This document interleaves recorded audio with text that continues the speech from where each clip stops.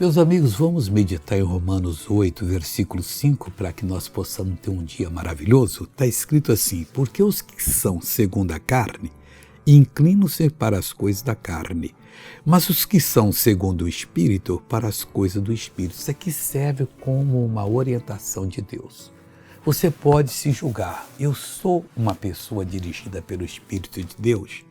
Aí você pensa o seguinte: como é que eu gosto? Eu gosto daquela novela apimentada, eu gosto de ficar contando piada. Eu nem lembro da palavra de Deus, só lembro quando eu vou à igreja.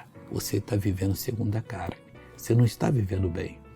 E olha, você vai ter sérios problemas na vida, muita tentação e quedas. Mas se você é uma pessoa preocupada em estar andando na palavra de Deus, ver os seus familiares andando na palavra de Deus, dar um bom exemplo, você então vai ser uma pessoa bem-sucedida, porque você encaixou-se no plano de Deus para a sua vida.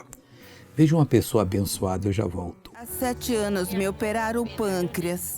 E sabe que estive quase 3 meses internada e com tanto soro não podia levantar as minhas mãos. Até aqui as levantava. E o dia de hoje que o Senhor começou a orar, olha o que fez o nosso Senhor. Olhe para a glória do nosso linda, Senhor. Irmãos. Olhe, pastor. Coisa Já linda! posso levantar. Já estou levantando. É Jesus que está operando. Amém. Eu voltei agora para orar com você. Pai, em nome de Jesus, eu peço por essa pessoa que tem sido levado pela carne, ó Deus, que não tem feito a tua vontade. E, Pai, eu vou abençoá-la agora, que ela entendeu. Pai, Abraão entendeu por aquilo que foi dito a ele. E Deus, ela vai entender agora pela maneira que ela vive.